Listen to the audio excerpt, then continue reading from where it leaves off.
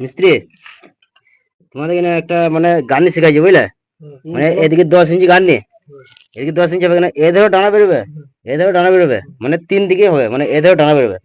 মানে 10 ইঞ্চি গান নিয়ে এদের 10 ইঞ্চি, এদের একটা দেয়াল যাবে, এদের একটা দেয়াল, এদের 3টে পার্টিশন হবে, 3 দিকে ডানা ছাড়তে হবে তোমাকে। 10 ইঞ্চি গান নিয়ে মধ্যে দিয়ে 3 দিকে ডানা ছাড়তে কি করে ছাড়তে হবে একটু দেখাও দেখি।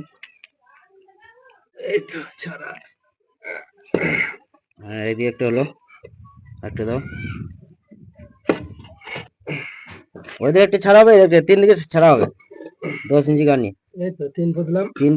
3 পা দিলে তো হবে না, 3 পা দিয়ে হ্যাঁ দেখা যে হবে, 3 পা দিয়ে হবে ডানা ছাড়া, কিন্তু 3 পাটা না দিয়ে করতে হবে। কেন? এটা 3 পা বারে বারে ইটটা কোথাও ভাঙবে, তুমি বারে বারে ইটটা না ভেঙে 3 পা না দিয়ে করতে হবে, মানে আমি শিখিয়ে দিচ্ছি তোমাকে,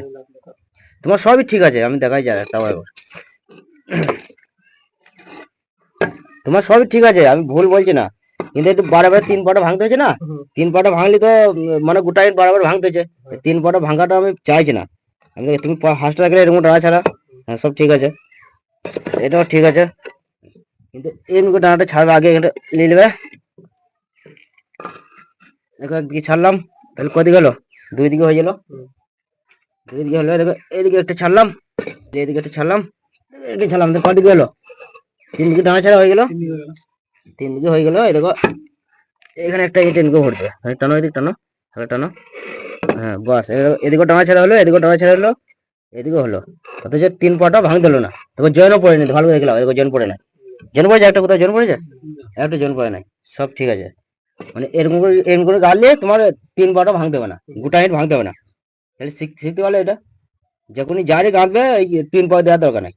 এবার চলে আসবে করে কোনো জয়েন পড়বে না, দেখো এই দেখো পড়ে না, আবার এখানে একটা দিয়ে দিলে, এখানে একটা দিয়ে দিলে, এদিকে একটা দিয়ে দিলে, ওখানে একটা দাও, এদিকে একটা দিয়ে দিলে, আর একটা ইট দাও, আর একটা ইট দাও, গোটা ইট দাও,